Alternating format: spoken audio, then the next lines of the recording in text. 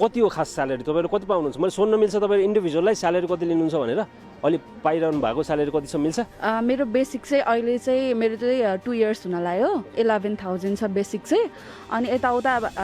अलाउन्सहरू गरेर चाहिँ मेरो ह्यान्डमा चाहिँ 16-17 चाहिँ आउँछ 16-17 हजार आउँछ तपाईँको 2 वर्ष भयो म नेपालमा ओके तपाईँको कति छ मेरो पनि सेम नै हो तपाईँको कति मेरो चाहिँ यहाँ गरेको 7 वर्ष भयो बेसिक चाहिँ मेरो 13,000 हुन्छ अनि टोटल चाहिँ मेरो त्यही 22 आउँछ त्यसमा नि प्रोभिडेन्ट र ट्याक्स काटेर हो के तपाईँको कति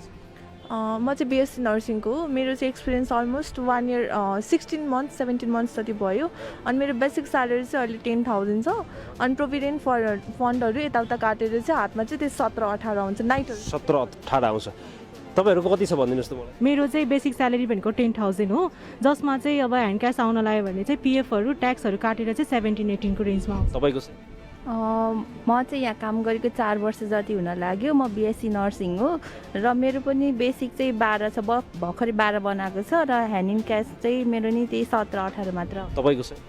म चाहिँ पिसिएल नर्सिङ हो मेरो चाहिँ बेसिक 10,000 छ यहाँ काम गरेको चाहिँ 1 इयर भइसक्यो टोटल ह्यान्ड क्यास चाहिँ मेरो त्यही 17 जति आउँछ तपाईँ पढ्दाखेरि कति खर्च भएको छ मेरो ब्याचलर्स सबै कम्प्लिट गर्दाखेरि अलमोस्ट 20-25 त क्रस भयो 20-25 लाख खर्च भएको छ तपाईँको स्यालेरी कति भन्नुभयो अरे मेरो स्यालेरी अहिले ह्यान्ड क्यास भनेको 18 त्यतिसम्म मात्र त्योभन्दा बढी अहिले आएको छैन तपाईँको कति खर्च भएको छ पढ्दाखेरि म पढ्दाखेरि चाहिँ त्यस्तै 10-12 लाख होला मेरो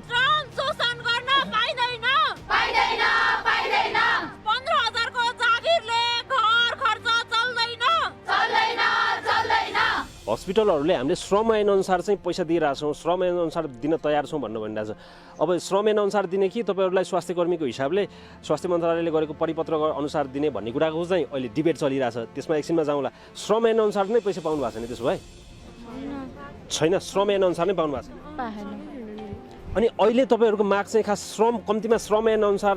पेमेन्ट गरिदियो भन्ने हो कि हामीलाई स्वास्थ्य मन्त्रालयले परिपत्र गरे अनुसार नै पेमेन्ट हुनुपर्छ 5औं सरह भन्ने हो के हो भन्नुहोस् त 5औं सरह नै हामीले मागिरहेछौँ अहिलेसम्म चाहिँ हजुर के भएको छ मिटिङमा अहिलेसम्मको कुरा भन्नुहोस् त